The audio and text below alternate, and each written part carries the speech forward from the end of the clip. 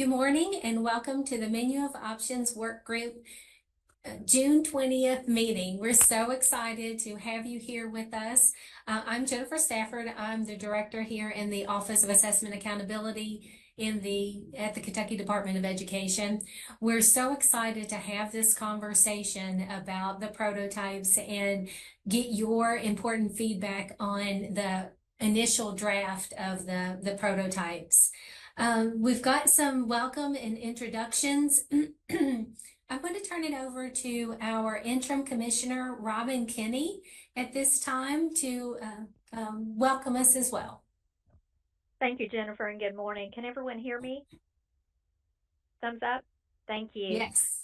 It is an exciting day, as Jennifer said. I know that the journey so far has been long and traveled, but I feel like we're really now getting to the point where we're going to dig into the meat of what it could look like. I know that all of you, through your participation and engagement throughout this process, and as well as the engagement of the KDE staff, are ready and eager to have this conversation. I want to encourage us to, as we review sort of the information that will be shared with you today, to think about not only what is being presented to you, but other ideas that you have. Nothing today is carved in stone. It is a starting point for discussion on how we make our accountability system more meaningful and useful for all of our learners. I'm very happy to be here with you. I'm going to listen in for a short time. I am at the Read to Succeed conference in Lexington. And just to give you a little more encouragement, I've had some teachers come up to me today and say, hey, what are y'all doing about accountability? We keep hearing there are these conversations going on about accountability, and they're eager to provide their input as well. So I'm also, if Jennifer, if I could take just a minute to introduce Dr. Robbie Fletcher, who is on the call with us today as well.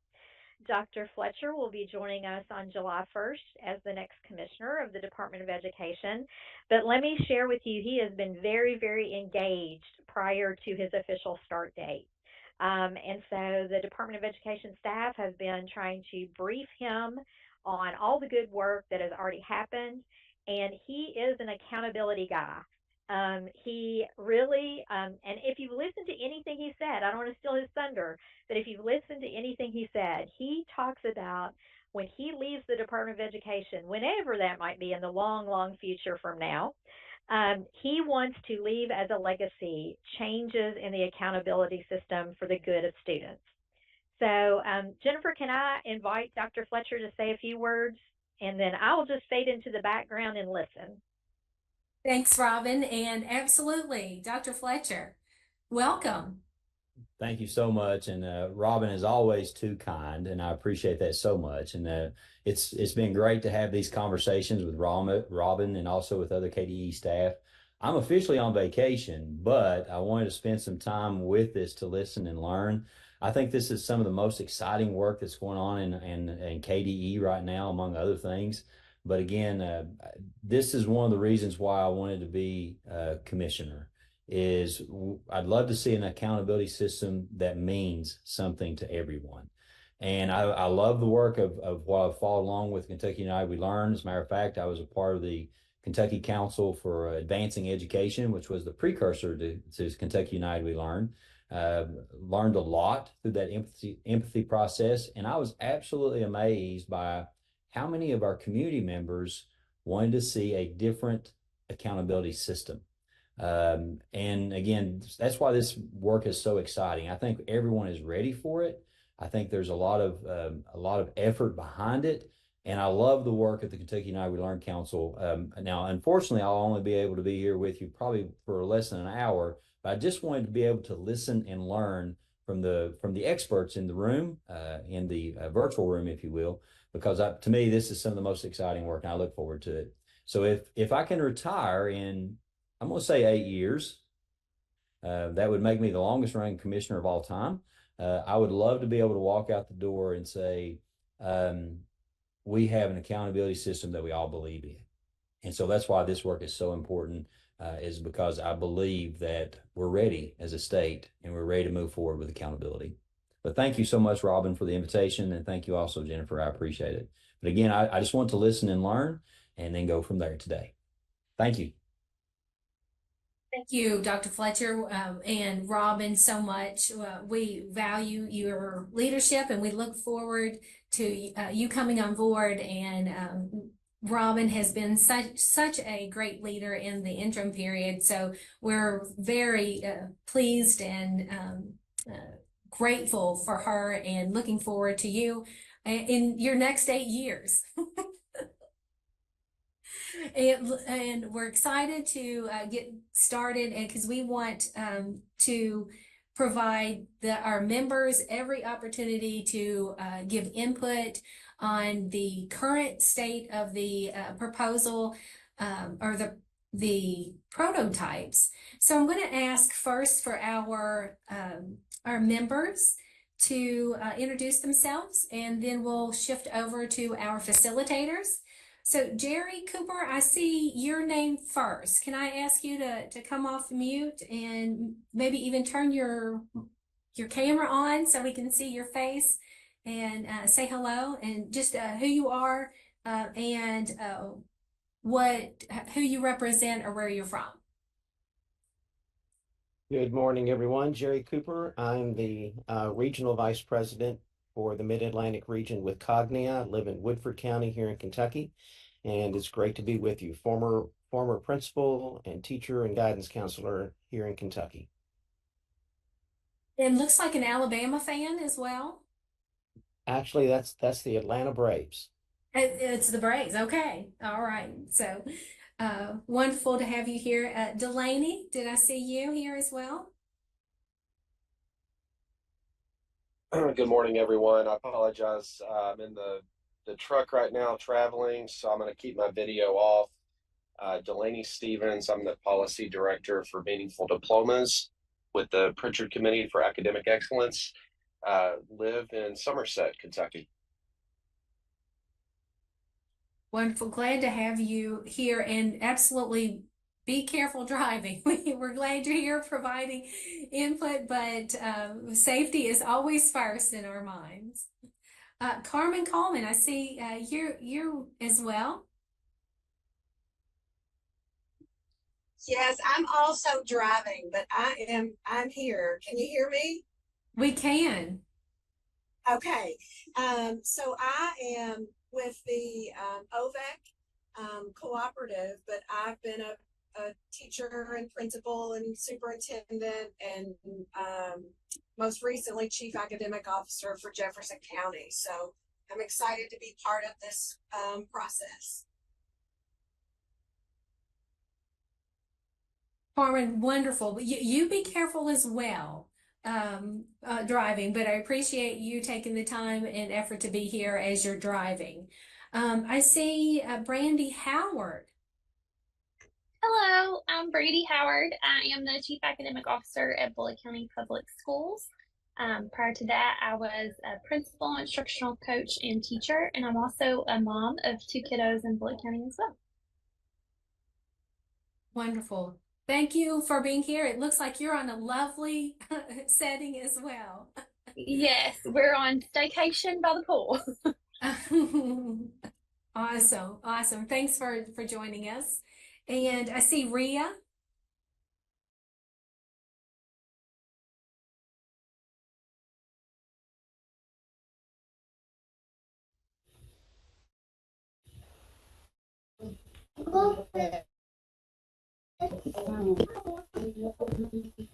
Yeah, I'm here. My internet is a little not great this morning. Yes, I'm here. So I'm so glad to be here. So I have to get enough class here. I am a librarian in Burke County for 12 years and students.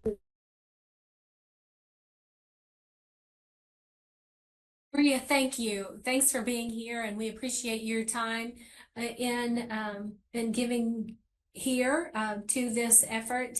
if you're not able to open your mic, or you're not able to, we encourage you to put information in the chat, because we will be collecting chat. We are also, because we're live streaming this, we are also able to record the session, so we'll be able to go back and listen to your valuable feedback. We're all going to be taking notes.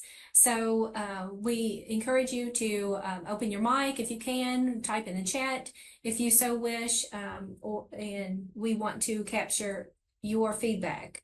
Let's go now. Let me first ask, before we go to our facilitators, has all of the menu of option members had the opportunity to introduce themselves? Have I missed anyone on the participant list who is a menu of options work group member?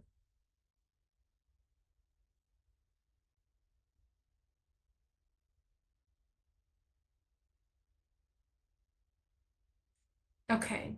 If not, let's go to our menu of options facilitators. I have the opportunity to facilitate and work with each of you and the other facilitators. Susan Lyons, you're on my screen, so would you care to kick us off? Sure. Hello, everyone. Good morning.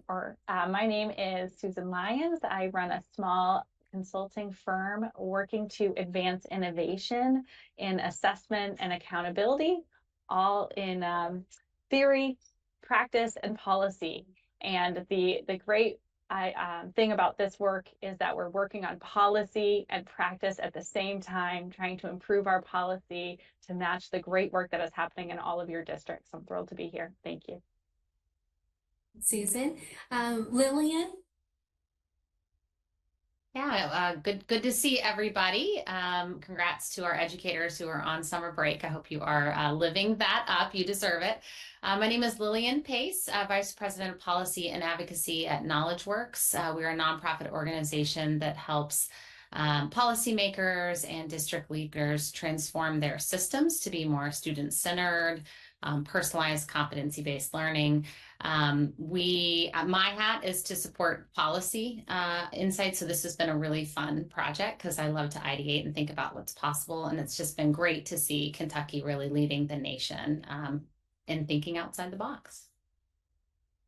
Thank you, Lillian. Laura Pensino. Hi, everybody. My name is Laura Pensino. It's nice to see you all.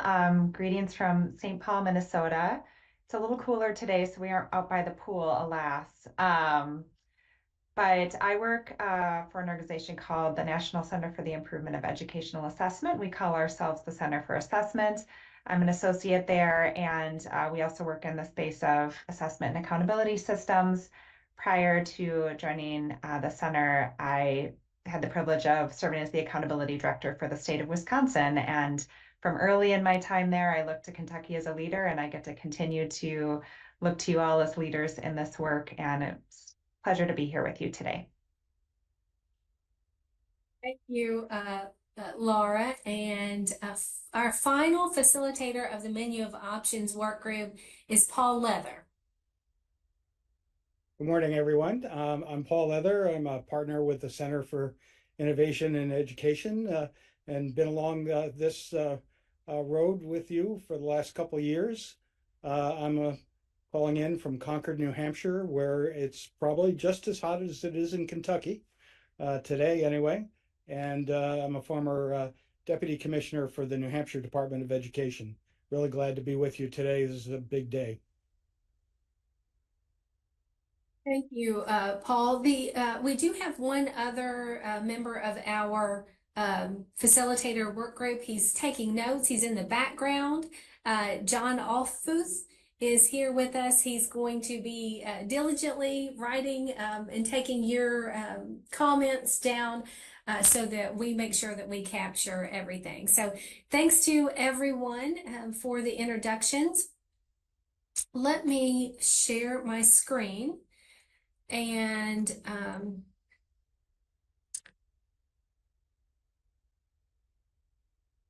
get started with the agenda. Can everyone see my screen? Good. Yes, thank you for the head shakes and the nods and the thumbs up. So we're going to have a good bit of time today to dive really deeply into the prototypes. The prototypes, we're going to give an overview first of the document that we had put together. For that, Laura's going to take us through that. Then we're going to talk about the iterative process of how we're going to gather feedback, how we're going to update, because there's going to be multiple versions of these prototypes. This is, as Robin indicated, these are not set in stone. The Kentucky Department of Education does not have an accountability system developed already. We are looking forward to your feedback and developing these prototypes along the way as we continuously get more feedback. So we're going to talk about that iterative feedback process. Then our facilitators are going to take us into a deeper dive into the vision and each of the prototypes that we currently have. Getting your feedback and asking particular questions along the way. Then we'll go into just discussion around those big topics in each of the prototypes. So we want to make sure by the end of this session that we have captured your thoughts and your ideas so that these prototypes then become reflective of the menu of options work group. And then finally, we will take next steps and we'll adjourn. Somewhere we will have a break to stretch and refill our waters and our drinks and then come back together. So there is a break somewhere within that. So let's move on to Laura. Laura, do you want to give us a update or an overview of how the prototype document that was shared with the menu of options work group, how it was organized? Sure thing. So thanks very much, Jennifer. Yeah, we thought it would just be worth a kind of high level summary, especially just if it's been a minute since you've had an opportunity to review the document, or if you haven't had a chance to look at it as thoroughly as you'd like yet. Wanted to make sure you understand what it comprises. And so essentially the document has sort of an introduction, which provides some key context. We need to sort of understand and acknowledge that the current impact and role that state and federal accountability requirements have played, at the same time that exists alongside the really important work of the Cool Council to establish a moonshot, a vision for education and what that means for assessment and accountability in the state of Kentucky. But the bulk of the document is situated around that vision, as well as 4 subsequent sort of prototypes. And then there's appendices as well. So this vision is really the idea of if there were no constraints in terms of state or federal requirements, what might our assessment and accountability system look like? And it provides sort of that illustrative vision, as well as a couple choices of like where things might go within that system. And we'll elaborate on each of these throughout the conversation today. And then as we go into the 4 prototypes, and again, I want to underline what's already been said by the interim commissioner and by Jennifer, that these prototypes are meant to be illustrative of unique approaches, but not definitive of set approaches. Rather, we're trying to kind of provide some scenarios and inform the conversation, something that serves as a starting point. So you can say, wow, I really like this, or I don't like that so much, or what if we took this from over here and put it there? The analogy we've used is it's sort of like there's a buffet before all of us, and we happen to have made plates to bring to the table, but you might say, can we swap these things from this plate to that plate? Or even, can I go get a new plate and go up to the buffet? So really, we're just starting the conversation with this. But again, each prototype is meant to illustrate kind of a unique approach at the same time that they're meant to be malleable. In each prototype section, we do describe sort of the essential features of that prototype. what the implications are for assessment, for reporting, for accountability systems, and including the school support and improvement activities related to that, as well as the policy and political considerations, because we do exist in a world where there are policy and political constraints. And so we need to know, as we're making choices about what goes on our plate, what the possible implications are for that. The document ends with an appendix. We just wanted to provide some references so you can have sort of a quick reference about some of the distinguishing features of each of the prototypes, some of those laying out in a little more detail, some of the implications relative to federal and state law. We have some guiding questions that might inform some of the conversation today, as well as when we have an opportunity to convene in July. And then some of the design principles that have informed this work for months and months, and want to make sure we're always grounding ourselves in that space. So that's really the overview of the document. But again, we're going to dig in a little more detail to the vision itself as a starting point, as well as each of the prototypes. But first, we want to make sure that you all understand, again, to that point, that this is malleable. The conversations that are already happening and that will be happening to continue to gather feedback on these prototypes. So I'm going to turn it back to Jennifer just to kind of describe how we're interacting with the feedback about these prototypes.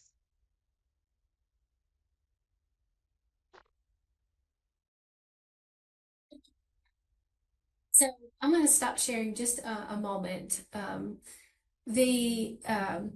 The process that we are going to go through is we're going to have multiple versions of the prototype document.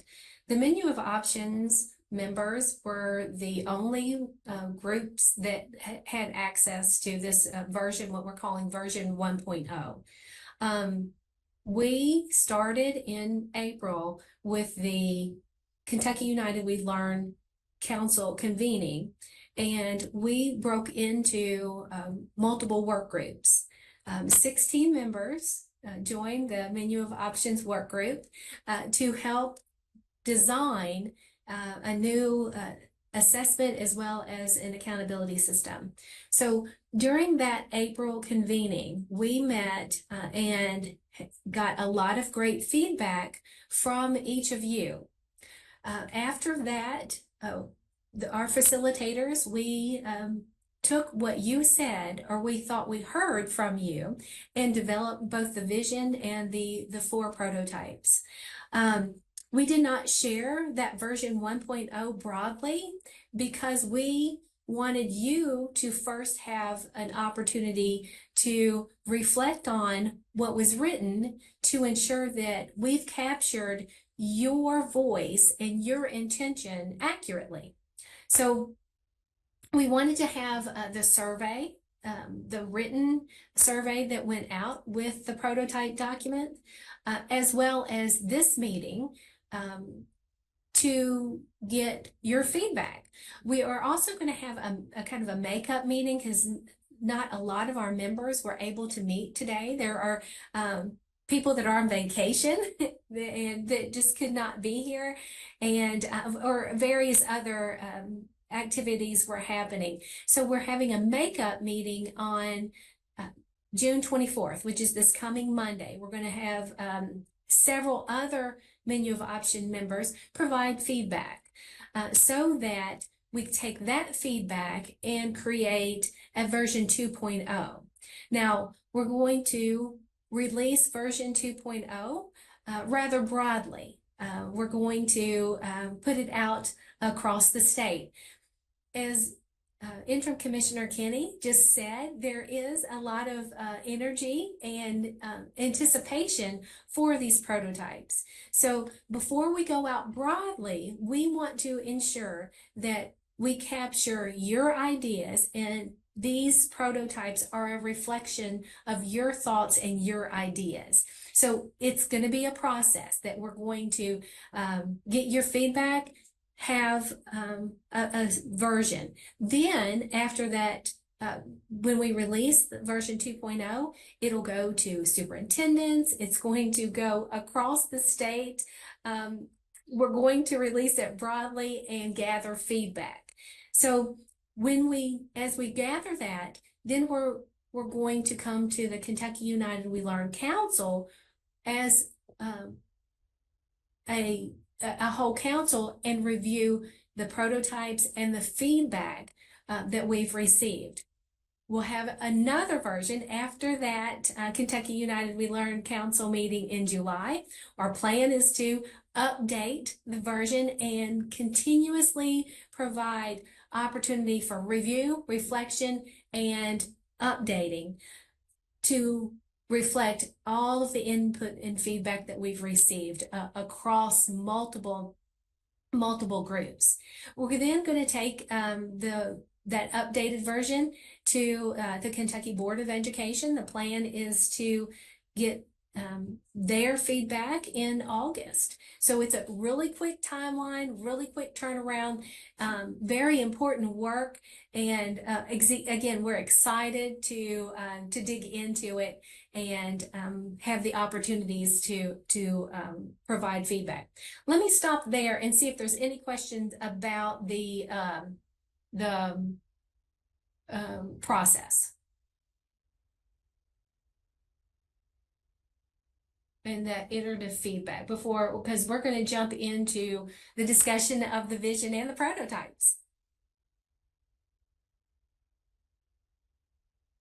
Okay. All right.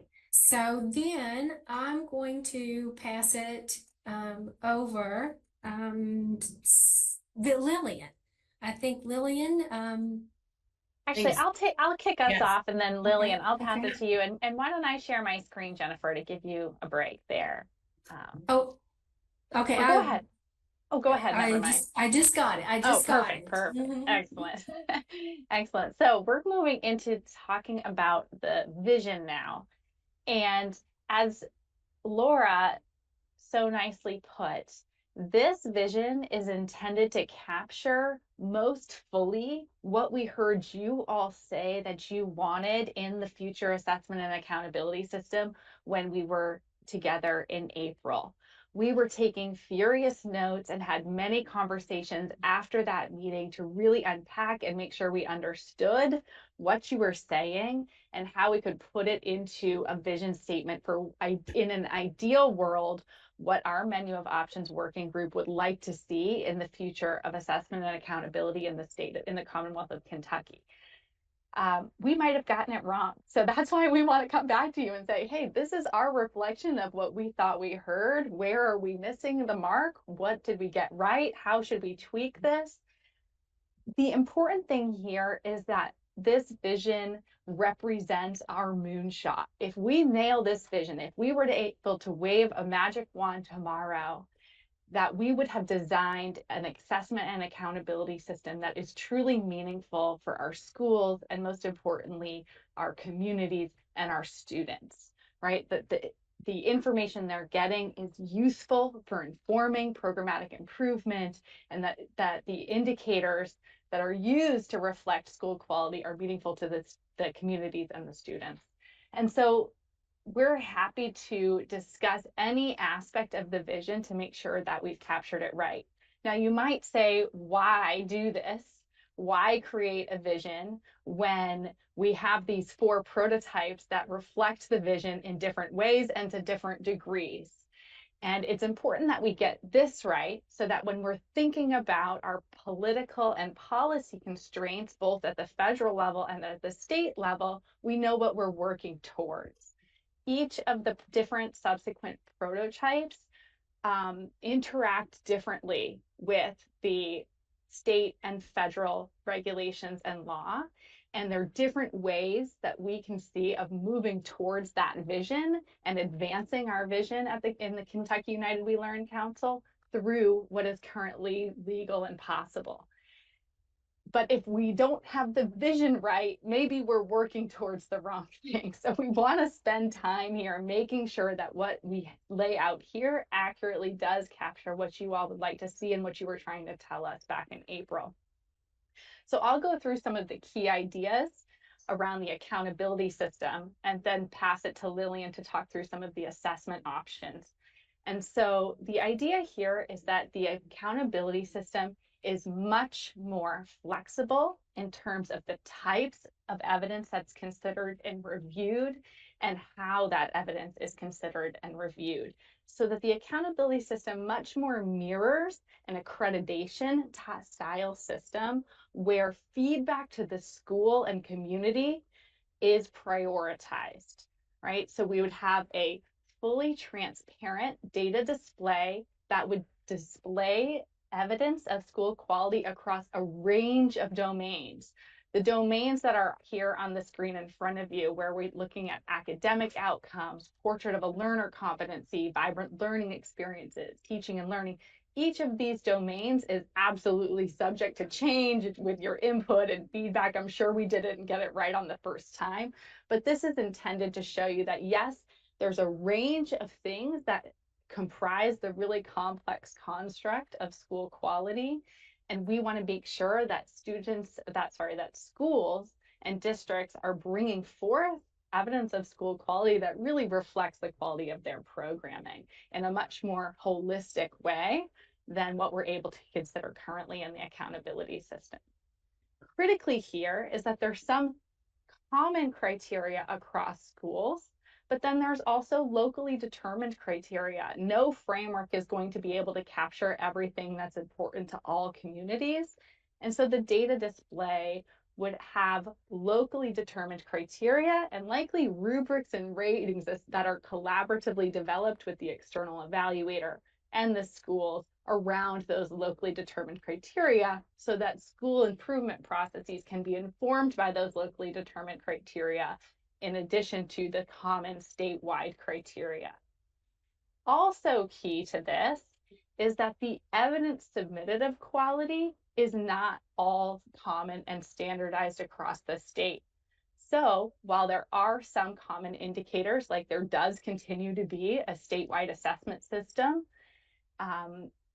and perhaps there are other common statewide indicators like a school climate survey or post-secondary readiness indicators, districts and schools will also have the flexibility to submit their own evidence of quality that can be evaluated holistically and contribute to their ratings on the rubric.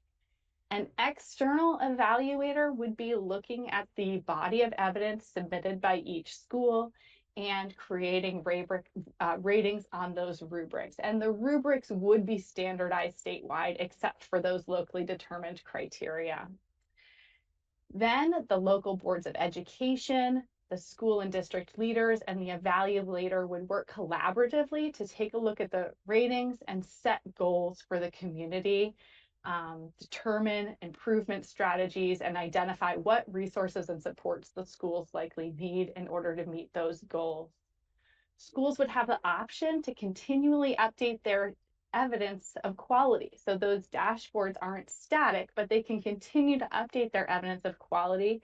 And when they're ready, submit the evidence for re-review at regular intervals, at least once every 3 years. Now, we could probably talk about this vision all day long because there are a lot of specifics that just haven't been worked out yet and would need to be worked out if something like this were to be implemented. Who is the external evaluator? How are the rubrics developed? How are the ratings determined? How are the goals set? All of those things are critically important, but what we're trying to do here is just present a high level of framework of what could exist, and does it capture appropriately what we heard from you all in April. Before we get into the discussion component of this vision, I'd like to pass it to Lillian to talk through the assessment system a bit. Thanks, Susan. And just to again underscore the points that both Jennifer and Susan made in their remarks, this is about ideation. We have put together 2 potential assessment ideas. And if Susan, you can flip to or Jennifer, you can flip to the next slide for me, that would be great.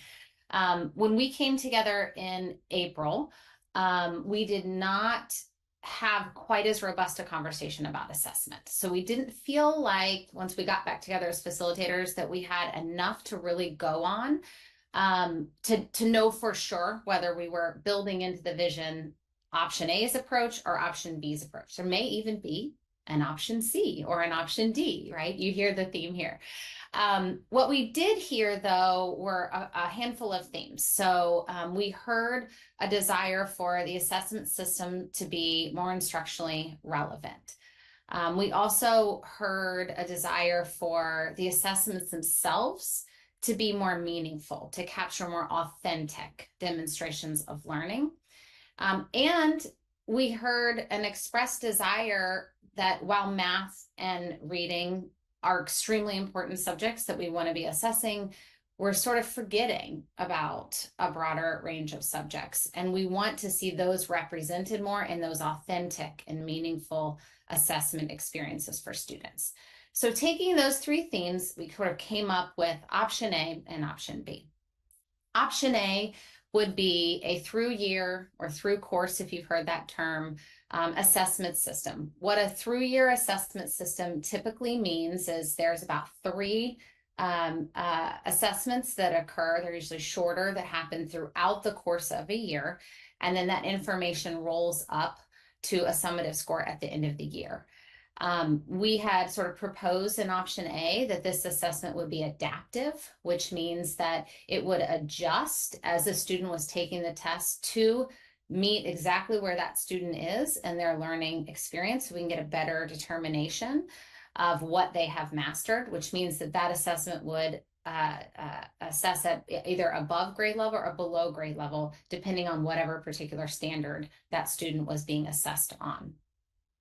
We heard loud and clear a desire to focus on growth, even more so than proficiency. So we had proposed that that would be prioritized with this assessment system.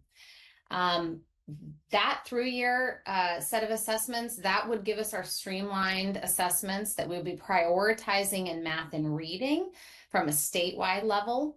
But we would actually then, under this option A, propose replacing the statewide assessments in the other subjects, so writing and social studies, and replace that with local, authentic demonstrations of learning that could be across a broad range of content areas. So we, suggested potentially writing and social studies could also be arts. We heard that come up a number of times from working group members. The information from the through-year assessments and the information from these authentic demonstrations of learning would come together on that data display. And so members of the community, members at the school, they would have information on how students were doing across that broad range of assessment experiences. Under option B, we would actually flip to what here is called more of a personalized or competency-based learning approach. So the idea here is that there would be a transparent learning framework that would describe all of the learning expectations for students throughout sort of the K-12 experience. And then there would be a series of assessment experiences that would be administered to make sure that students are demonstrating mastery. Students would have flexibility to assess when they were ready. They would be able to bring a wide range of evidence into those assessment experiences. So you would see much greater student agency in this type of assessment approach, but there would be extensive quality measures that would be put in place to ensure that as that student was being evaluated, that we would know whether they did demonstrate mastery or not. So this would include extensive professional learning supports for educators. This may also include performance assessments that I know Kentucky has a rich history around. So there might be performance assessment components included in different subject areas. And there would be an auditing system in place to make sure that we have a sense of whether the evaluations that are happening at the local level are matching the expectations of what we would see for quality across our districts. And this particular vision option also included to manage quality, a short form standardized assessment that could be administered through a sampling approach, which would mean not every single student would take it. So this is very similar to the National Assessment of Educational Progress, NAEP, that you may be familiar with, that would happen in a sampling approach, so we would have enough data to determine whether our competency-based system is operating at the quality level that we would expect. So those are our 2 assessment options. to add into the accountability descriptions that Susan described on the vision. And I think we were going to transition now into a discussion. So Jennifer, if you could forward to the next slide. I think we have about 4 discussion questions. The first one I think is just Susan and I wanted to open up and get a sense of any clarifying questions. So this is your time to pop off mute. Feel free to also put questions in the chat. Many of us will be there monitoring as well. Don't do that if you're driving though, please be safe. What questions do you have about this particular vision? And feel free to come off mute, or if you want to raise your hand, we can also call on you, whichever you feel most comfortable with. So as it relates to the assessment piece, do you feel like that both options as presented would meet the federal requirements without a waiver? Or does I one love that question. does one, would one be preferred over the other in terms of looking at those federal requirements?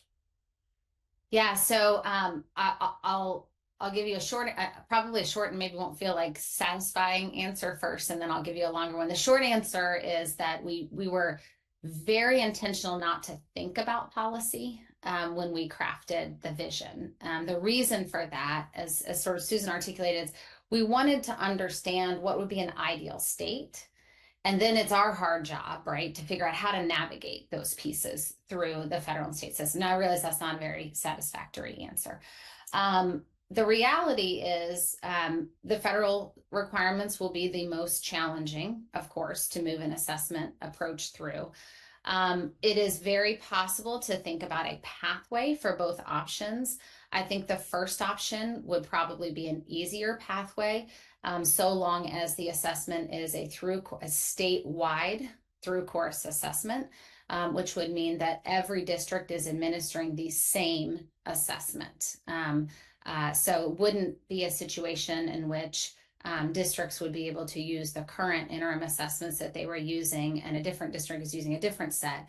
The federal law does allow states right now to administer a through course assessment so long as it is the same assessment statewide.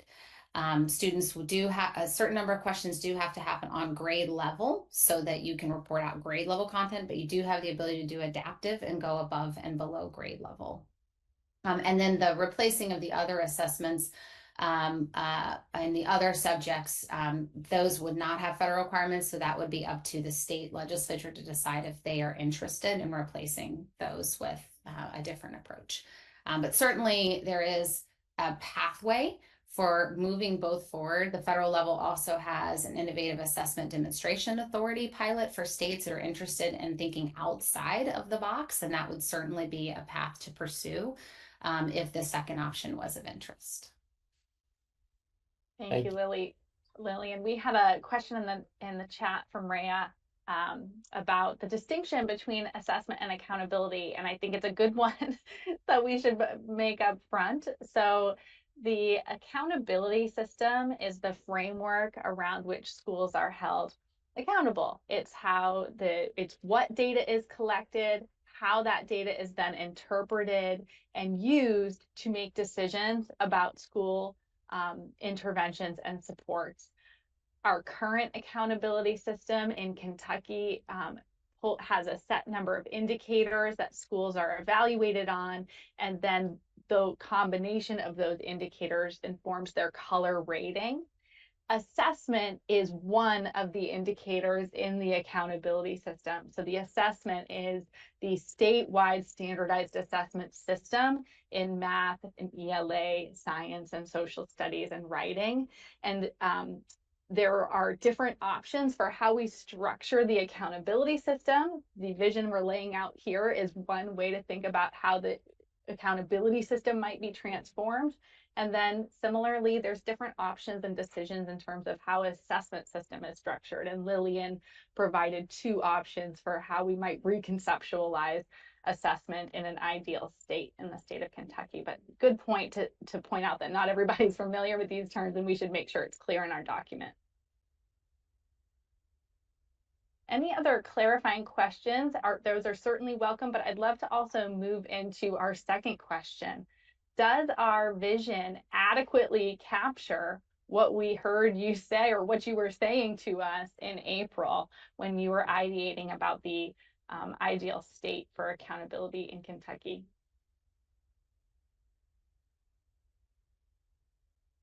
Maybe what have we missed? What did we not get right? What do you really like about this? And moving into that final question too, if you have an opinion on which of the assessment systems really resonates with you, or where you might like to see this vision land. So opening it up just for a broader discussion now.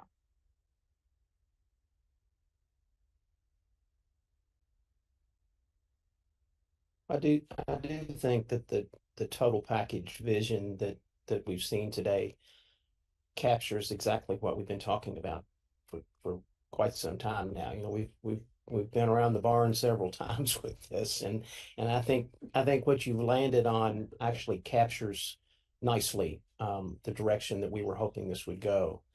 As far as that the two assessment options, I like the three-course assessment idea, and I really like the focus on growth. I think from what I've heard from folks out in the state, I think that idea of focusing on growth is something that they're really going to be interested in.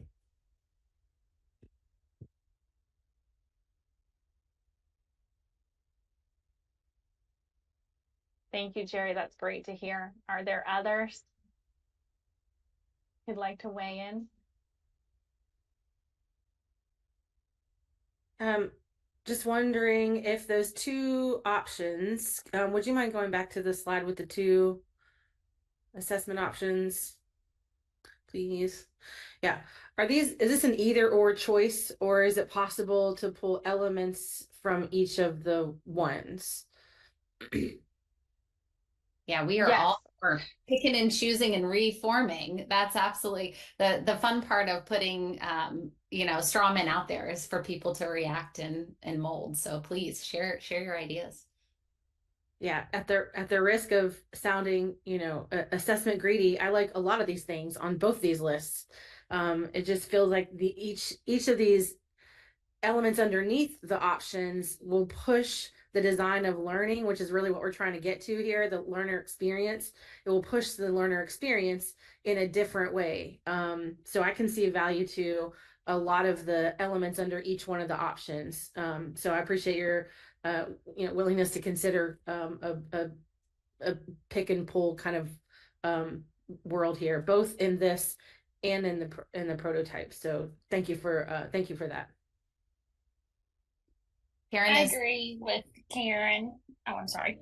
Oh, no, please I was go just ahead. going to say, I very much agree with Karen. I think you all were very thoughtful when you created this. And specifically from my perspective, I think there's both things in option A and B that I appreciate.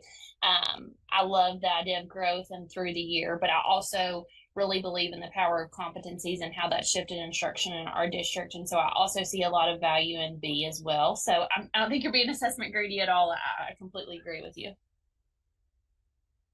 Well, I think in light of that, I think there could be a way, because this is a menu of options group. I think there could be a basic approach to this with a menu of options, if you will, for schools and districts to choose from that menu to supplement the basic assessment system that would be in place. Can you say a little bit more, Jerry, about that? Well, if you look at districts could choose which one they wanted to do, is that sort of what yeah, exactly. I mean, if I agree with the comment that I really like some of the things on both of these. Mm-hmm.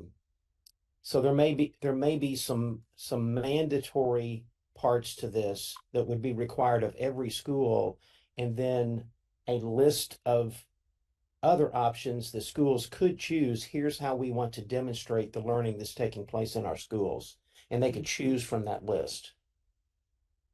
Because each, we know as these L3 districts have moved into this, they have found that much of what they're doing is specific to their local communities and what their communities are asking for.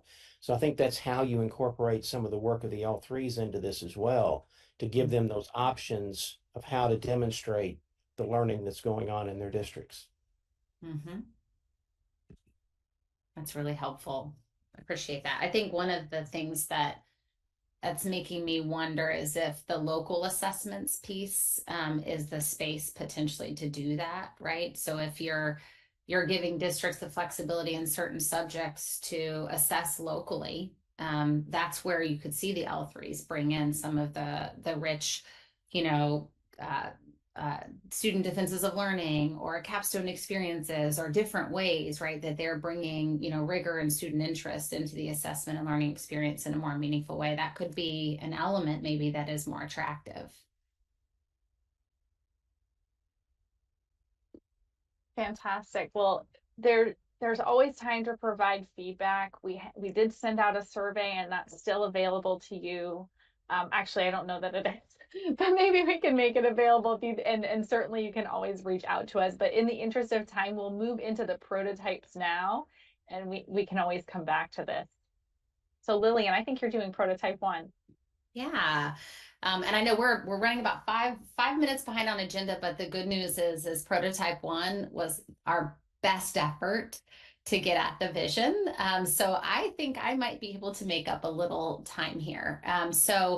That accreditation style system that Susan talked us through, that is really prioritizing transparency across sort of these different domains, right, that you see here in this table, that information is available, that data is updated in real time on a data display for all stakeholders within a community to reflect upon, to engage in community conversations about how collectively they can support their schools and provide better outcomes for students over time. So this is really about transparency, more flexibility in what evidence is being brought to our accountability system, but also in the spirit of engaging local communities and more productive conversations about shared accountability for student outcomes.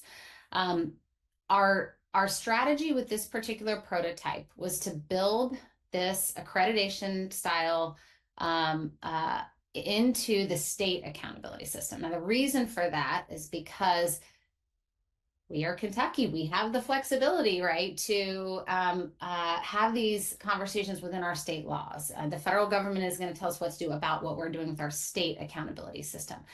So that gives us space to think differently about what we might be able to build in. Now, the state does still need to meet federal requirements. So that's where things get a little tricky. So what we had proposed to do here is to really move back to the bare minimum that is required by federal law, and to kind of have that almost go sort of a little bit behind the scenes for, we'll report that and collect that information, do the requirements that the federal government asks of us, submit that information, but we're really leading with our state accountability system that is demonstrating what we value for driving our policies, our resource allocation, our supports to schools as a state. So what does that mean to shrink sort of the federal footprint back?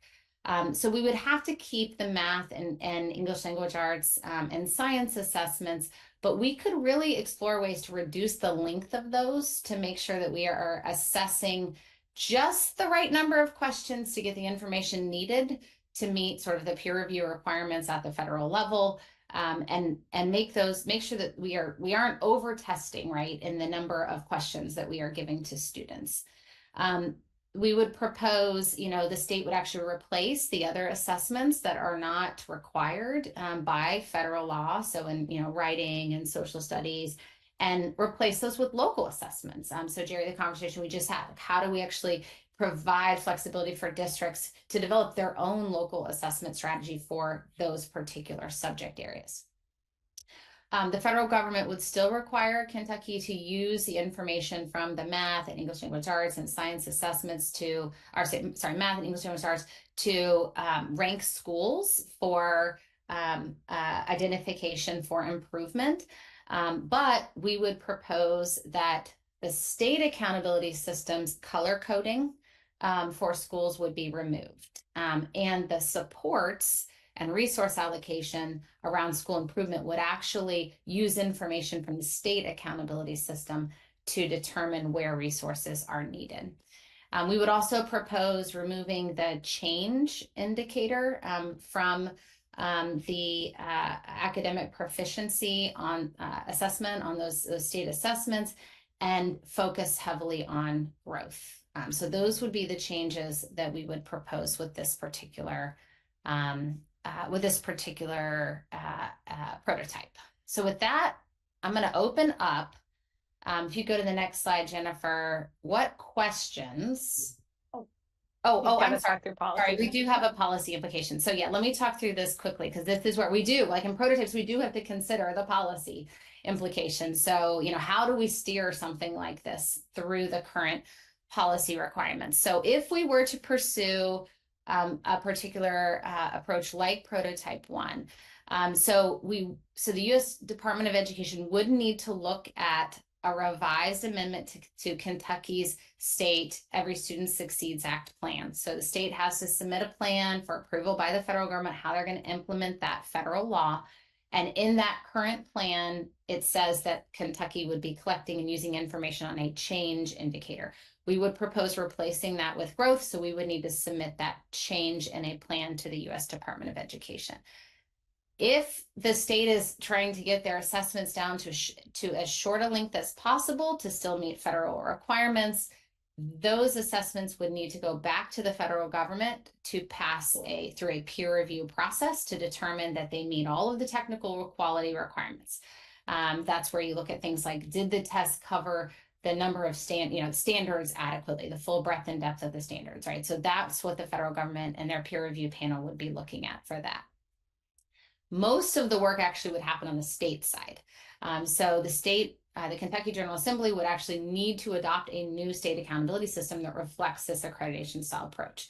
As many of you know, the state General Assembly just made changes, to the accountability system during the last session. There's probably a lot of excitement and energy around this. So this would change course, change direction, right? So this would be a significant shift. Would certainly require a lot of conversations and advocacy towards that end. And if we're reducing the number of state assessments in the writing and the social studies, those changes would need to be reflected under state law as well. So this prototype 1 would require significant policy changes on both federal and state side. So now to the questions. What questions do you have about this particular prototype? What wasn't clear? What did you wonder about? Hey, Lillian, it's Carmen.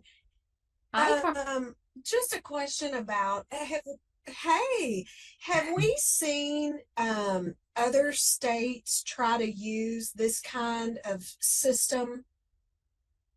Is there anything out there right now that's similar? No. Not Okay. Not that I am aware of. Susan, are you aware of any state that's tried to use an accreditation style system under the current, like within the most recent 5-7 year time frame? I'm not.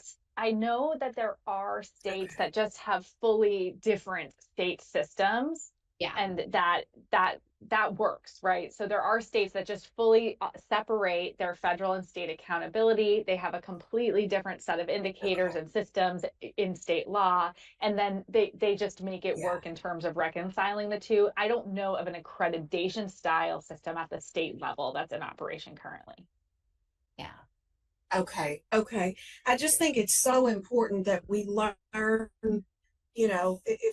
they're to help us learn from their missteps or to see what they've learned, but we could also get information like that just from people who know, like Jerry, the general accreditation world and how that works. So what are possible unintended consequences, I guess?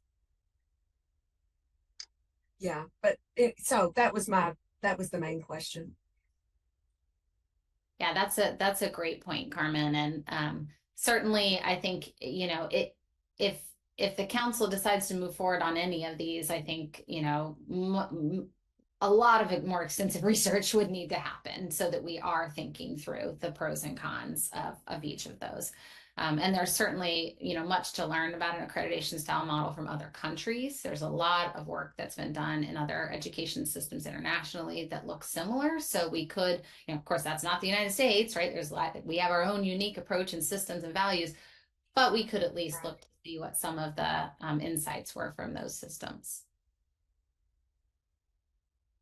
That would be great. While you're there, you've put some thing in chat here. Do you want to talk about what you like about Prototype 1, as well as the parts of the assessments? Yeah, I really need, I mean, I've read it, of course, and I keep chewing on it, but I feel like that kind of system really forces really a focus on the kind of learning experiences that we want for kids. I mean, I feel like that prototype speaks the language of the moonshot. I'm like Brandy, I like both. There are things about both assessment models within that proposal that I like. I mean, I've always been a big fan of like a map kind of assessment, an adaptive assessment like that. But I also like the idea of performance assessments. I feel like there's something to be taken from both of those. I don't know yet what that is, but I think Prototype 1 really captures the moonshot. And I think you know, asking the question that I asked initially, I just always have this, Gene Wilhoit's words always stay in my head about so often the way things are intended, terrible things happen in implementation that really make them unrecognizable from what the original intent was. So I keep thinking, okay, what are all the things? Like, how could this turn into some kind of nightmare that's not in any way what we're after? But what's on paper right now sounds, there's a lot of promise there, I feel like. I'm going to completely agree with what Carmen has just said. In fact, I was going to come off mute and just point you to her comment in the chat, which she has elaborated on quite nicely. The other piece that I would add to that, I completely agree that I think if you look at the vision that you were talking about in the moonshot, this points us toward that very nicely. And the piece that I think is going to be really important is that change and reduction in those required assessments. That we have heard that from day one, that's what folks in the state want. We want the assessment system and the accountability system to reflect a reduction in the amount of time that we're spending on these assessments. And I think Prototype 1 addresses that very nicely. So I know we're going to talk about the other prototypes, but when I read the original document that you sent us, Prototype 1 with a little flavor from the second one, I think, is what resonated with me as I looked at that.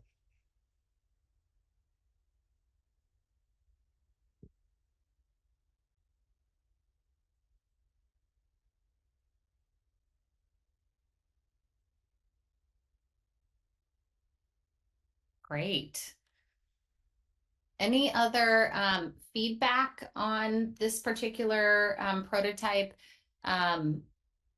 one of the last questions we have here that I want to make sure we do ask as we reflect more generally on our likes or potential changes is, are we comfortable as a working group bringing prototype 1 forward to the Cool Council for discussion and testing? It doesn't mean we have to agree with everything in it. It means that we feel like it is a good reflection, a good scenario to consider because it is responsive to a lot of the conversation that we have had thus far. I would absolutely agree with that. Yes, I would do too. I think it looks great. I do, not having the document in front of me currently, just going on memory, I just know that in our district of Warren County, there are a lot of concerns about the federal policy, which we don't have control over for our ELL learners. And so if we could keep that in mind, and I think the way it's written, and I know that that's been our vision to think about those other learners, such as special need learners and students with those exceptional needs, that they are considered at least at the local level where we have some flexibility, because I know our teachers feel very burden's not the word, but just feel so much concern for their students who have only been in the country, just a handful of years, and then, being held accountable, as it were, and the school being held accountable on the same level as students who speak that native language. And so I think, again, making sure that we are able to remember that, at least in our local assessment and accountability, where we might have a little bit more control over that. Yeah, that's excellent feedback. And something that, when we are doing this work for all students, right? So we need to be really thoughtful about how, like, as we begin to kind of pressure test the scenarios, we need to make sure we are thinking about it from all perspectives. And I especially think it could be interesting as we start to take these prototypes out into the field to test them, how we are intentional about bringing the voices of educators in who are working directly with, those special populations of students in particular would be really valuable. So thank you for bringing that up. Great point.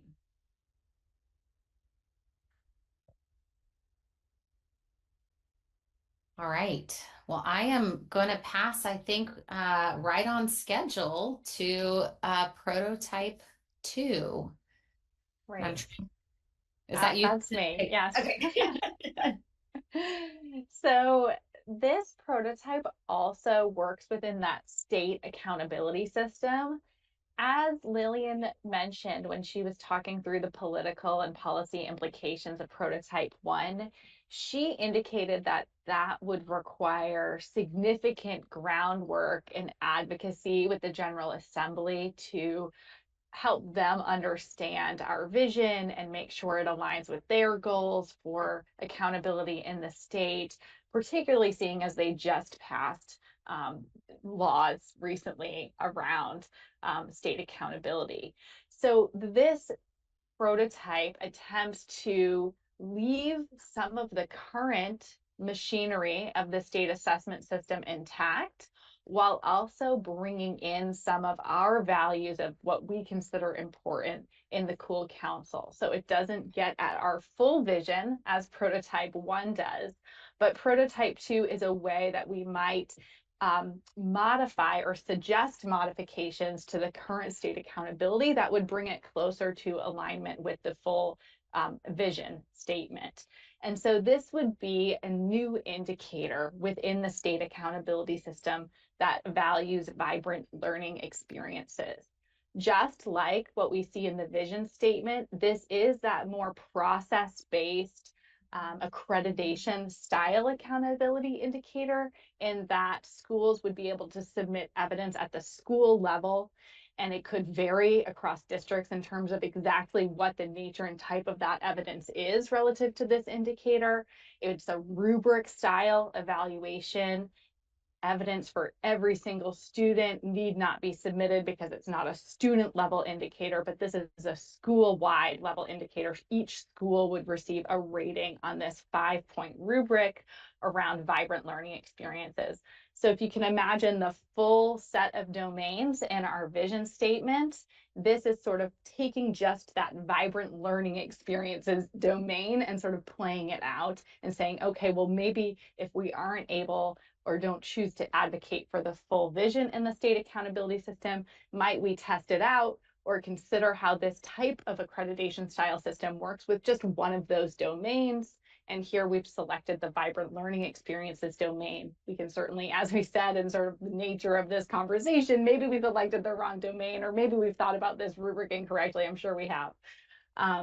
So the idea here would be that schools would submit evidence of their practices and processes towards this vibrant learning experiences rubric and be evaluated on this 5-point scale, allowing for local flexibility in the kinds of practices that are submitted. Maybe your district is really leaning into micro-credentialing and personalized learning pathways, and another district is really leaning into the portrait of a learner and graduation competencies work, and that allowance for local flexibility would be recognized and valued in the rubric itself, and then also in how this information is reported out in the state accountability system.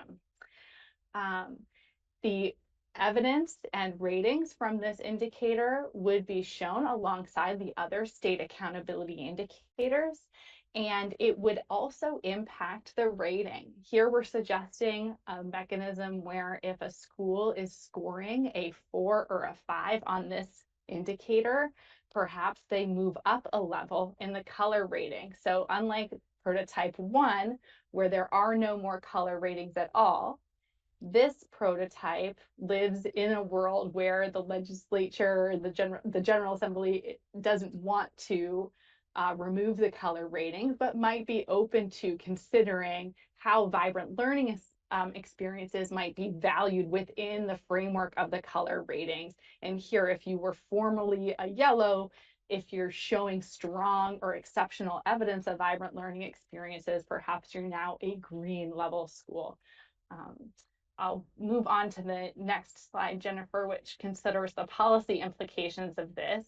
This would be no changes to our federal ESSA plan or Every Student Succeeds Act plan.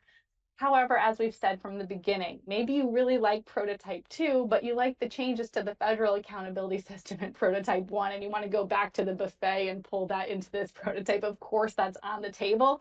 We just couldn't put every possible iteration out there, and we wanted to give you a sense of the option. So in this case, there's no changes to the federal accountability system. There's no changes to the state assessment system. It's purely just working with the Kentucky General Assembly to advocate for changes to state statute that would consider the inclusion of a vibrant learning experiences accreditation style indicator alongside the other state accountability indicators, and making modifications to that color rating system as a result. We can also envision that this would impact the state supports, right? So as schools are thinking about their school improvement plans and the state is thinking about the types of supports that schools are needing, evidence on that value, that vibrant learning experiences indicator would be brought to bear in sort of determining those improvement plans and resources. I will open it now for clarifying questions, discussion. What is confusing about this that I might help clarify, or more generally, how does this resonate with you? Would a system in prototype 2 bring us closer to our moonshot goal? And is this the kind of prototype you might feel comfortable bringing to the full School Council for consideration and possible testing? So I see this not as a complete prototype, but more of one of those options that schools or districts might have available to them. The piece that I don't like about this is your bullet there about the federal implications. I think we have to be bold moving forward and ask for those changes that we've outlined in prototype one. I just think it's incumbent upon us to do that. I think that's what people are asking for. And I think if we present something that there is no change um, to the current system, I don't think we're going to get the response that we need. So I like, as I said earlier, I like some of the components of prototype two, but I don't see that as a complete prototype to present, more so like an option that would be available to districts. Yeah, I completely agree that, I mean, I think prototype two would set us back. I don't only think it's not, I think it would set us back because what I think it does is I think people are going to, I'd be one of them that said, you mean all this has been going on, this Kentucky United we learn and think big and dream, and the best we can do is to add something on. Like, I think people will eat us alive. Like, I have a violent reaction to this one. I just think it's crazy. This is one that I do not want my name attached to. I mean, I think we'll be eaten alive. I mean, Brandy, Kathy, you all jump in there. What, maybe I'm wrong, but No, I fully agree with you. I feel like this one brings back a little bit of the performance review that we used to do years ago, where we're submitting the evidence and, people could submit things that may not actually be happening to an extent. And I feel like that between the two prototypes, one just completely aligns so much better with our vision and what I feel like I've heard through empathy interviews and just talks with people throughout the state. So I fully agree with Carmen and Jerry. I 100% agree with what they're saying as well. I put in the chat prototype two, it just feels like it's extra credit. Right now, the last thing we need to be doing to educators and our students is adding to their plate. And if this work is about a new vision and change, then we need to do that.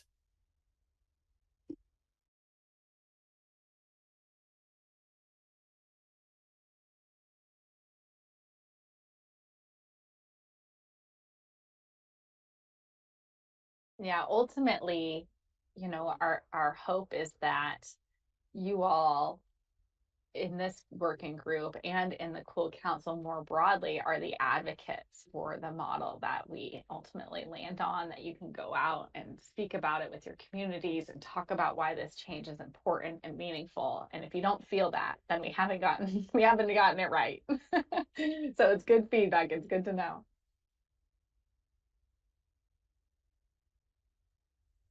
Well, and one thing is, as I'm reflecting on all of your excellent feedback too, is, that question about, are we comfortable bringing a prototype forward? Doesn't mean we have to agree with it, but are we comfortable bringing it forward because it helps the discussion? When I think about that, sometimes it's helpful to bring a prototype forward because of political feasibility, but we don't want to when what I mean by that is it might be a backup option if we can't get all the great things we really want. Maybe this is a backup, but you don't want to bring something forward just because it might be easier to get through if it ultimately hurts the system, right? Like if it feels like an extra credit, right? So as we're thinking about that question, what do we feel comfortable bringing through? We have to keep in mind some of these prototypes may exist because of political feasibility, and we need to keep those in the conversation so that we can think about how we might navigate and what that might look like. But we don't want to bring something forward that we just would never feel comfortable existing in the system, right? So keep that lens in mind. I think your feedback has been really helpful to that extent.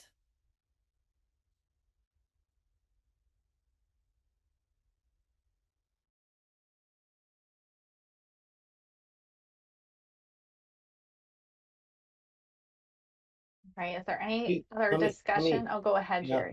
let me add one other comment to what Lillian was just saying. I think we have to be careful that we need to be cognizant of the political landscape that we're dealing with here, okay? But I don't think that we bring something forward just because we think it's easy to get through the political part of this. I think our job is to come forward with what we think is best and then convince the politicians why that's best for our schools and our students. I think that's our role rather than trying to work around them. I think we need to come up with what we think's the very best option and then show them why that's the case. Yeah, well said, Jerry. You said that way better than I could have. Yes, absolutely.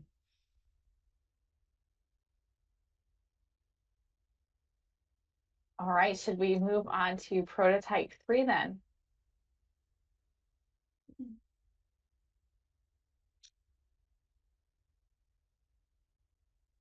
Sounds like the group's ready for that. So we want to go ahead. All right.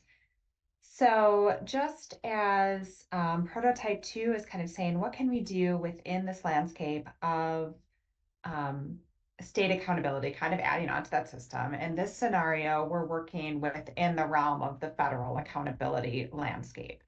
And the proposal, the prototype, is to add, and we've talked about a menu of options a lot, but to add an indicator, which is a component of the federal accountability system, an area, kind of topic area of what you're measuring. So there are indicators that look at essentially proficiency and look at progress for English learners and attaining English language proficiency, look at graduation rate, that's an indicator.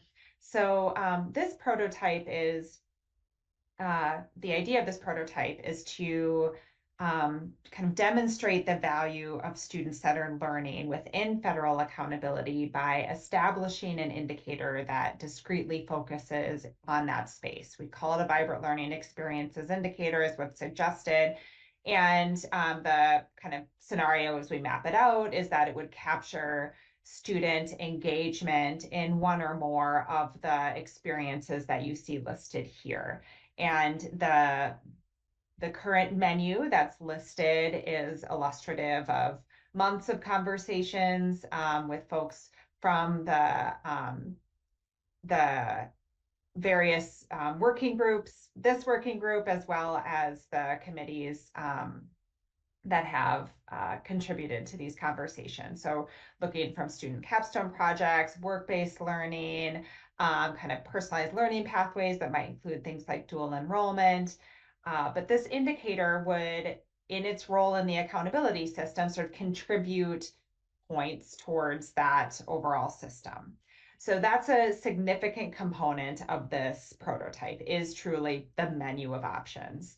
In addition to that, this prototype has a couple other things on the plate. So one part, one entree or side dish is to replace what is currently considered a change component of the system, which is simply looking at changes in scores from the prior year to the current year, to replace that with a student level growth measure. We've heard growth come up already in the context of thinking about what kind of information assessments can give us. And so this would replace that change mechanism with a true growth measure.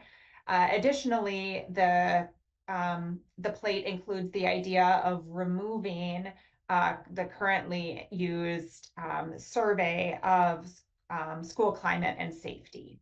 So this would remove that survey. So those are the things kind of on this plate.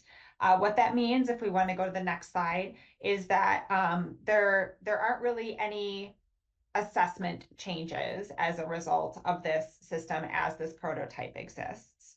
But there would be this new indicator within the federal system. So that's sort of the main change from the accountability context. There wouldn't be an explicit change to the kind of mechanisms for school support and improvement. However, the nature of that support and the focus of the support would necessarily change because of the kind of work happening in schools. We want to make sure that our support structures, our improvement structures are reinforcing the nature of student-centered learning that's happening across the state, and setting everyone up for success to do as well as possible across all the indicators in this case, that federal system. This would necessitate an amendment to the Department of Education because this is a change to the federal system.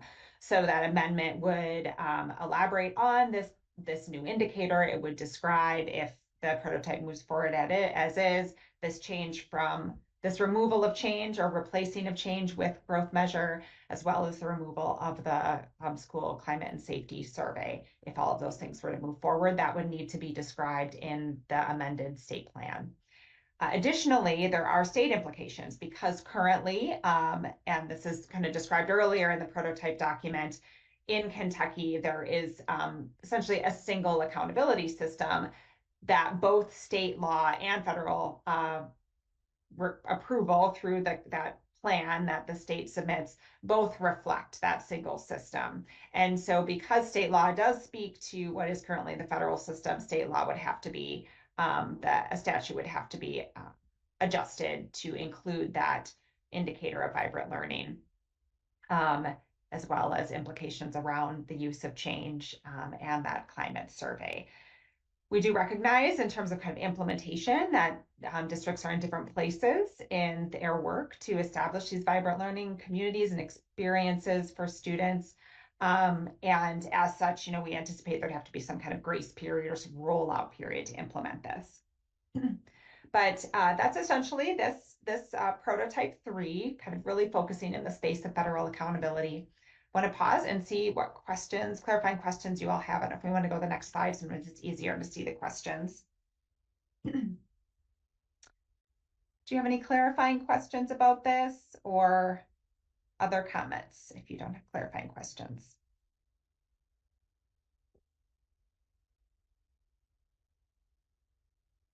So Jerry, you had said earlier in response to prototype 2, you feel like if we have a moonshot and we have a vision that we need to engage with the federal government about this.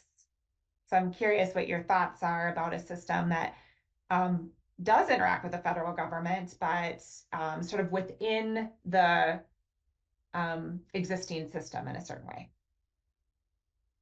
I don't think this goes far enough. Mm-hmm. I think prototype 1 gets us closer to the moonshot and our vision than prototype 2 or 3. And many of the comments that I made about prototype 2 would apply to this one as well. Noted. I agree with what Jerry just said. It again feels like an add-on. And if we are wanting to change the student experience, prototype 2 and prototype 3 are not going to get there because you still are assessing in the same way, but just adding something else. And so prototype 1 is the only one that really pushes the limits of what we can do and offer to our students. And in this accreditation approach that we're talking about, where evidence is submitted, the things that you have proposed in prototype 2 and 3 could be easily submitted as evidence in prototype 1. So it doesn't eliminate vibrant learning. It doesn't eliminate the things that you're talking about in the second and third prototypes. Those types of things could easily be part of a accreditation style approach to assessment. And I think when you look down, when I went through and looked at the different prototypes, I started going immediately to the essential features and the assessment system headings.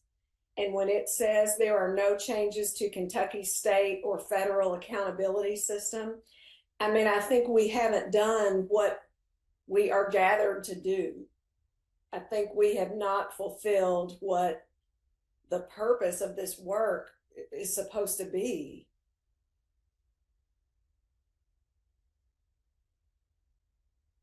Thanks, Carmen. I have a question to our group. I hear this loud and clear. This is very useful feedback. I'm wondering if we were to pull in assessment option A or B or the streamlined assessment system from prototype 1 into prototypes 2 or 3, would you still have the same reaction in that it's not going far enough? So in other words, if we were to tackle the assessment system also in prototypes 2 and 3 in a way we're just not touching it right now, then would this feel like progress? Or do we really need that full revamp as outlined in prototype 1 in order for it to feel like progress? I think as long as you've still got the color, the labeling system, and it doesn't feel different. And it, even doing that, I think still does not get at the moonshot. If you go back and into that conversation and how that was presented and the goal of that moonshot, I think prototype 1 is the only one that gets there.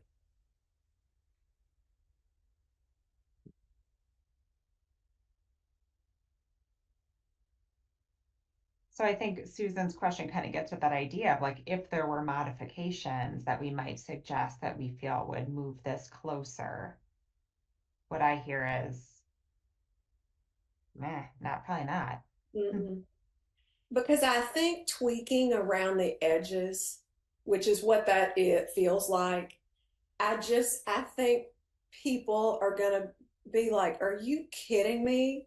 We thought this was gonna mean different, and what it means is more, or this extra thing." I think these 2 and 3, no, I just don't see it. That's well said. Let me ask a question. Susan, are you all feeling the need to move forward with more than one prototype? Is that where you guys are in this, or is it okay to just move forward with one prototype? Yeah, I think this would be a good question for Jennifer as well. I think we are really open to having the members drive this conversation. And I think we had imagined initially that there would be multiple prototypes that would move forward and we'd move into this testing phase and learn from them.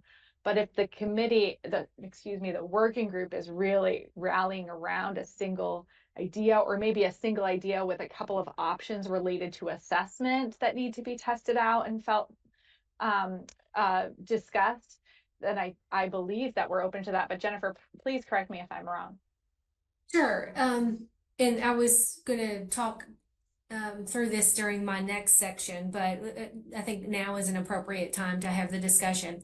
So what you've seen in these prototypes is a range. We started like trying with the number one prototype to really meet that vision. And then you see the scaling back. As Laura, Lillian, and Susan have mentioned all along the way, there's this range. And when Paul gets to the 4th prototype, there's no changes to either state or federal accountability. So what we've tried to do is say, okay, if we got everything we want, we get federal law and state law changed. What could that look like in prototype 1? Then along the way, if we can change federal law, but not state, or if we can change state, but not federal, that type of thing. And then if we can't change either one of them. So we've really tried to approach the prototypes to say, okay, this is what we really, really want. But if we can't get that, then this would be okay inside of these. And if we can't get that, then this would be okay. And then if we can't get anything we want, what can we really control? So I think that is the approach that we took, so that people could have the discussion around each of the possible scenarios, because we've got to speak to and have those policy considerations when we talk through each of those, and be able to carry forward discussions like that we're having here. Because people um, may not all agree with prototype 1. I mean, it sounds like that we are in this meeting saying, yes, this is the prototype, but there are people out there that we would have to get there. So I think that that's the approach that we've taken with these prototypes, is to give people something to think about. Because when you first approach, well, what do you want in an assessment and accountability system? People can't always just articulate it from the beginning. So these differences in prototypes spurs that conversation to give people ideas of what is possible or things to think about. So that's the approach that we took with these. I appreciate that clarification, Jennifer. One thing I was thinking about as you were talking is, could we reframe it in terms of prototype 1 is what we want, and then we have backup plans if the Fed and the state aren't going to approve, because prototype 1 is the moonshot. That is what we are aiming for. And so let's aim big, let's aim high.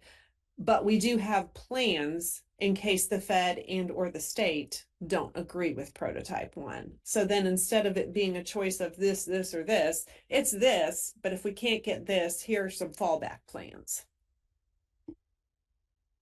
And just for a couple points of clarification, prototype 1 doesn't really have many federal barriers. It doesn't present many federal barriers as currently written. If we were to pull in one or more of the or some combination of the assessment options from the vision, then it would have federal implications for sure. The second point is, though, we wouldn't want to move forward with prototypes, I don't think, if you all said that they would represent a step back rather than a step towards our moonshot. So I want to be careful that our backup plans don't actually make the current system less attractive or less manageable. And so I thought that's what I heard you saying, Carmen. Absolutely. I think, yeah, I think it'll be a joke. I do. I think people will be like, you are kidding me. All this about vibrant learning and what we're going to have a different system, and this is the biggest we can dream. This is the best we can come up with, is adding to our plates. I mean, I do. Now, again, the people in the meeting who are also really close to the ground on this work, you say if you think I'm wrong about that, but I don't see anything with an addition as being anything but a step back. I really don't. So, Susan, you've heard me say this time and time again, so I'm gonna say it again, that ultimately the legislature is going to decide. We're going to present something, the board is going to make a recommendation, but ultimately the legislature is going to decide this. I'm a little uncomfortable with presenting options out there that they would consider that we don't actually want. I think you go with the moonshot, you go with what we want, and we know that there's going to be some compromise along the way. They're going to come back and say, well, here's what we can do, but we need to change this or this, rather than giving options that we're not completely happy with and taking the chance that they jump on one of those at the very beginning rather than the one that we want. I just think we have to be bold here and go for the one that we think is going to be the best, and then deal with the compromise as it happens.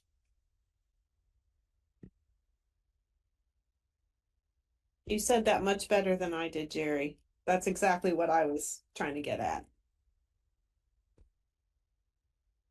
That's very helpful. Thank you all. So I think we can probably, in that case, move on to prototype 4.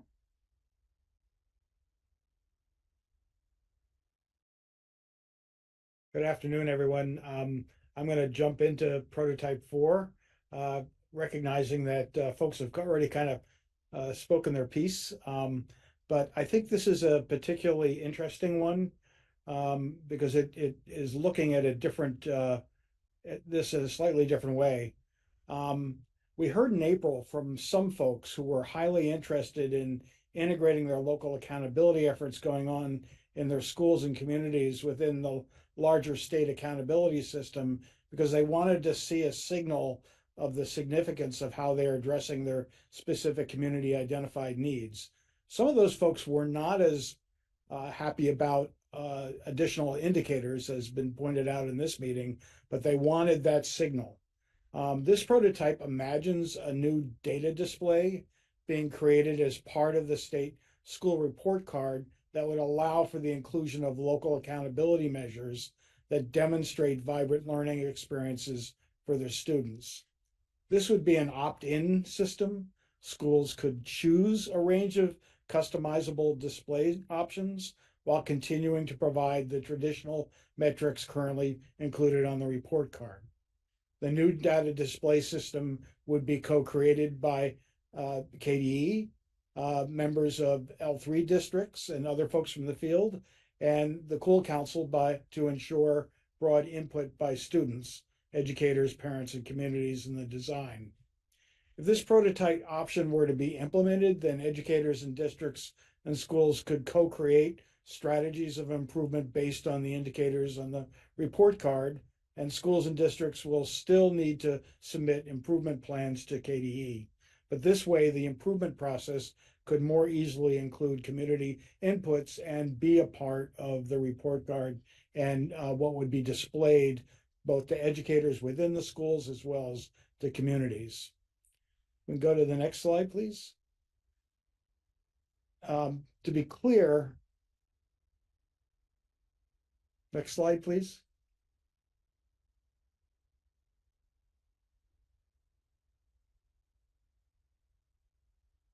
Thank you. To be clear, this prototype does not envision legislative policy changes to state accountability metrics. So there would be no need to revise the federal ESSA plan, nor would there be any need for changes in state legislation as we see it currently. The Kentucky Board of Education would need to amend some regulations in the area of the state report card, as well as perhaps choose to amend the school improvement planning process. So same questions, next slide. Do you have any clarifying questions regarding prototype 4? It's pretty simple and basic. Would this prototype bring us closer to the moonshot goal, even if we're an intermediary step along the way to a broader change down the road? Are there any modifications you'd like to suggest? And are folks comfortable bringing this in front of the council, maybe as an intermediary step?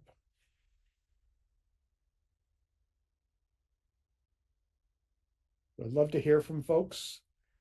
My sense is you've already kind of weighed in, but I'd like to hear what you think of this. I will say that there are some fairly substantial folks in the field who feel pretty strongly they'd like to see their local work being recognized, but maybe not built into the measurement system, which this model attempts to do. I would agree with some of the things that are happening in the chat. I feel the same about this one as I do about 2 and 3. And honestly, I know from being an L3 district, many of our L3 districts are kind of creating this through our benefits-based accountability and are working with John Tanner and are already doing this despite the work of this group. So I feel like in order to enact change the way we want to, one is really the moonshot goal. I would say this one doesn't hit that. Carmen, you had a very explicit response in the chat. Do you want to speak? No, absolutely not. I say, because this is, and I feel like what's motivating the L3s is the encouragement to think that the system will change into something that allows them, that recognizes this fully, not this. I think this is no different than what we have right now. And I mean, my litmus test is, how does this impact students? And it doesn't. I mean, it doesn't, not in a, I mean, it doesn't change anything from now. It doesn't get to what we want in the moonshot. I don't think. And I think 2, 3, and 4 are all an opt-in. And that is going to increase the marginalization of populations that don't have the opportunity and access to the type of learning that we're talking about. And if we want it for all students, then it has to be embedded within the accountability system and not an add-on, because we want it for all, not just those who want to opt in and do it.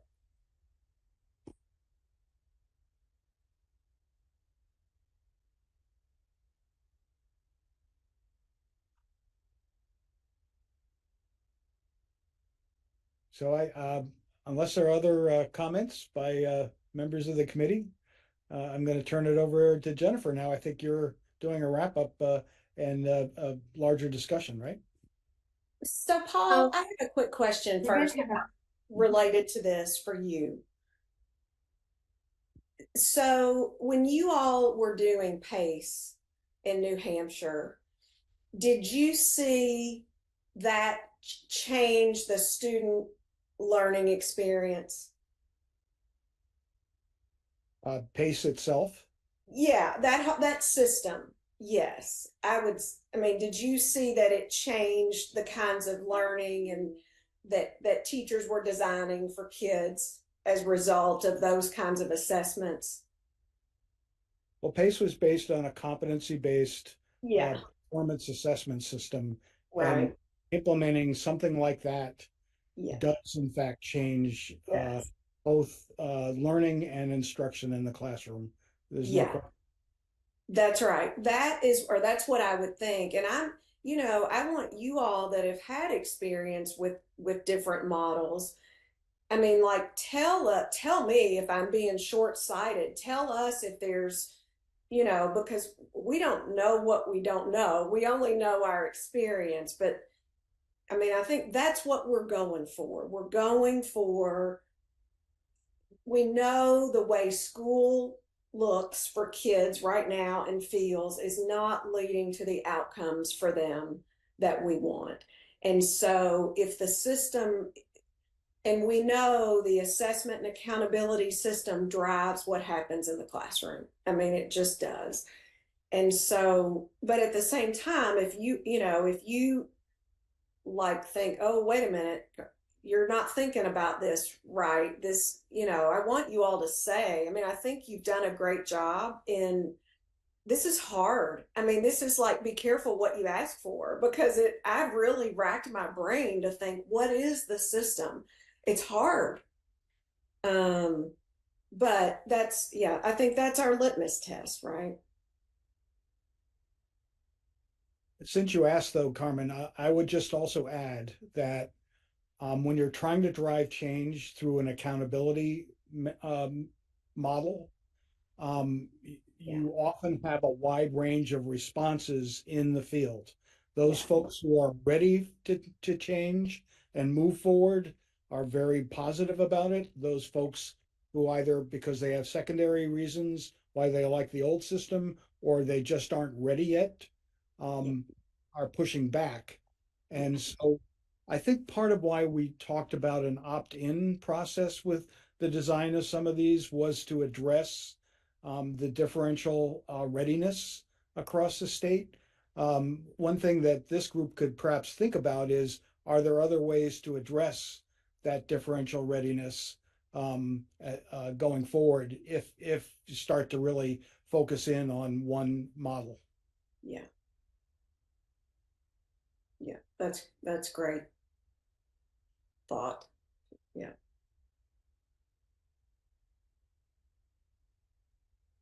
I think it's also helpful to think about, like, not all of these are not necessarily would need to be equal, prototypes in their magnitude. Like, this is a good example of one that doesn't even need to necessarily be called a prototype. It's something that if, the the agency and board wanted to move on, they could do that now while they're thinking about and working towards a bigger change. And so, it does make me wonder, as the Cool Council is thinking about these and thinking about sort of building a strategy for shifting the system, are there pieces of this work that would help like lay some foundational elements that get us to some of the bigger pieces down the road? So, this prototype 4 would certainly bring more visibility, to the work that's happening in these vibrant learning spaces, would give parents access to information data that they hadn't previously seen, and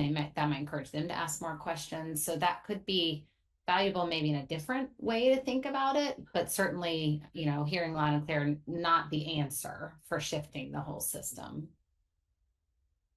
So Jennifer and Susan, we've been going at this for a good period of time. I'm wondering whether we might want to take a break and then come back at it. I think you're right, Paul. I think we need a break before we go on into the next session or the next set. It's 1:24. You want to take about 10-minute break here. I think we have enough time for that, and come back at like 1:35. Does that sound good? All right, thanks. Thumbs up. So we'll see you back here at 1:35.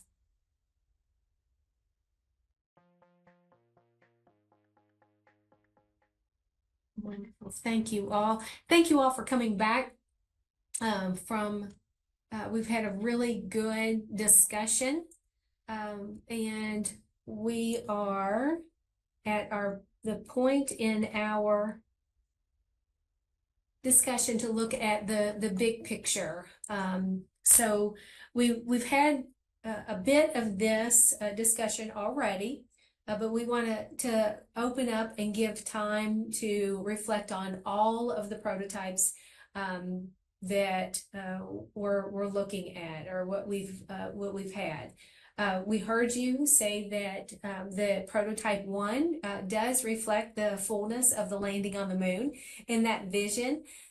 We've heard a couple of things about morphing together the assessments that we have options for, option A and option B. We've heard you say that there is a list of options that possibly in that prototype 1 that could supplement the basic requirements of a state system, and that there could be some type of list of options there, in addition to that accreditation style process through a state accountability system. And but you want to reduce the federal system to the extent possible. In prototype 2, that was updating the state accountability system to include a process indicator of vibrant learning experiences. Felt like that was an addition or an add-on, that we could prioritize reporting of those results. However, no changes to the federal system did not seem to meet the expectation of meeting that moonshot. Prototypes 3 and 4 had similar, that updating the federal system to include that menu of options indicator related to the student-centered learning seemed like that, although would transfer some emphasis to those vibrant learning experiences, did not go far enough to meet the moonshot. And then in prototype 4, just reporting the vibrant learning experiences, again, did not seem like it was going far enough. Let me stop there and see if you have any additional thoughts that you would like to share with the group around the prototypes, and if they're prototypes that reflect that substance options that could advance to the Cool Council. So just open it up for reflection as we've talked through each of these options or these prototypes today. I just have a question about, I was wondering the same thing Karen put in the chat. And Susan, you had said that piloting and implementation would be decided in state law. So when we talk about testing, are we talking about piloting that same idea, or is there a way of testing? I just wonder what the difference is, and I think it's great that we can do that before we jump in 1000%. I just wonder what that might look like. Right, that's a great question, Carmen. So we have a testing period built into our roadmap that's just a few months long. So Okay. it wouldn't be enough to really fully build out and pilot the system before the advocacy around policy change would begin. But Yeah. I would imagine, because of the novelty of a system like this, that there would be a long runway in terms of piloting and testing negotiated as part of the rulemaking process, so that the full system wouldn't be fully functional and statewide until it's ready. But Lillian, you know more about the policymaking roadmap than I.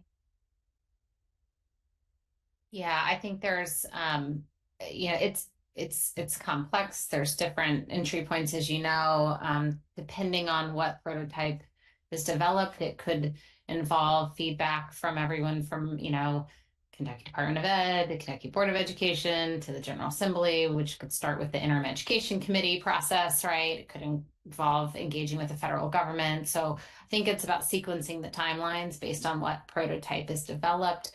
But certainly making sure, I know that Commissioner Kinney was very interested in making sure that policymakers were engaged, sort of throughout the process. So, I think that transparency, I think will help. And certainly, it's a learning process. I think things will take those insights and bring them back to the council and have conversations and revisions as necessary. We look at that roadmap, and I'm glad that you referred to that. There are entry points to the General Assembly along the way. I think the time point of which we want to have introduced like legislation is the General Assembly in 2026. So if you think about having some type of recommendation on policy changes to the General Assembly for them to fully vote on and discuss, that would be in the 26th session. So we've got some time in this fall for testing and like fleshing out and providing more details around those testing and or the accountability pieces that we've been discussing. What's interesting about the timeline, Carmen, for policymaking is that if Kentucky were to successfully adopt something like Prototype 1 within its state accountability system, that could serve as a really interesting model for the feds as they enter into, as Congress entered into negotiations around the reauthorization of ESEA in a way that just doesn't currently exist elsewhere. And so in that way, Kentucky could be sort of the testing ground for a new kind of federal model. No pressure. That's where sorry, go ahead. No, really none of the L3s, none of those models really look like this either. Do they? Not, I mean, not unless I'm not thinking of one.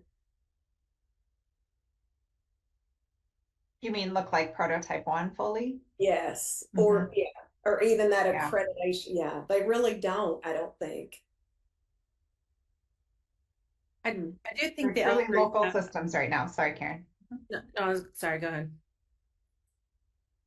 I was just going to say, I do think the L3s have parts of it. It's I do the too. process around it that they don't have, the accreditation, Yeah. external process, although some of them are informally kind of inviting that kind of feedback from external folks now. So I do think they have parts of it though, which was also part of the L3 design too, which is they're just figuring out parts of a system. Yes. Yes. Yeah. Yeah. And there's some that hint at this. They're a little, yeah. Yeah. Great.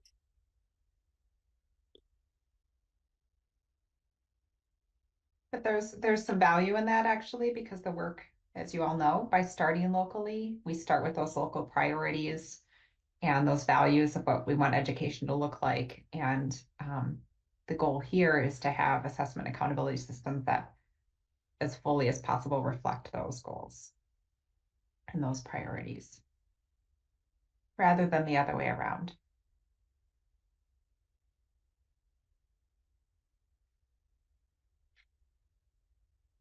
As we can continue this iteration of feedback and versioning of the prototype document, the L3s are going to be critical in their information and their input on these.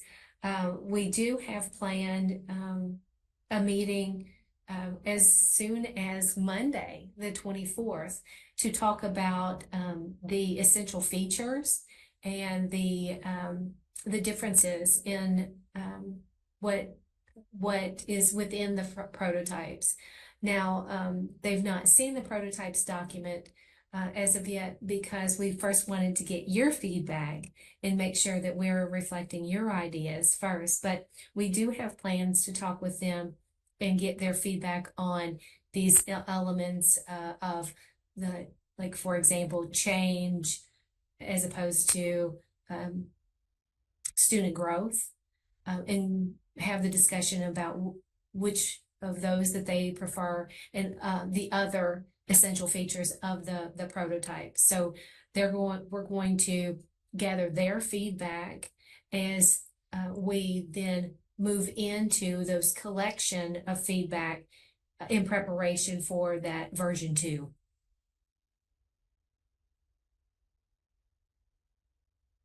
And then, of course, we have on Monday, the 24th, we have the makeup session for this session with the other members of the menu of options work group. So we'll get to talk with other members of the work group and gather their feedback. And we're really looking forward to getting their feedback as well and hear from them about the version 1.0 so that we can then bring all of that feedback together into a version 2.0.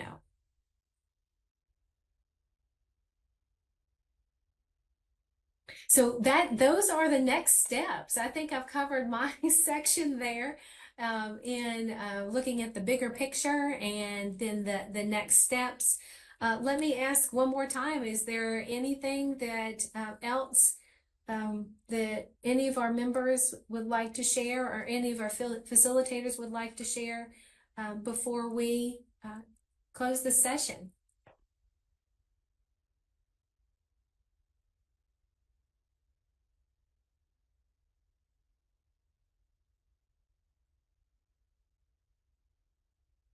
Okay, well, if not, again, we thank you very much for your critical feedback. We really appreciate that. We'll look forward to a version 2.0 where you will see your thoughts reflected in that. So thank you all very much. Have a great weekend.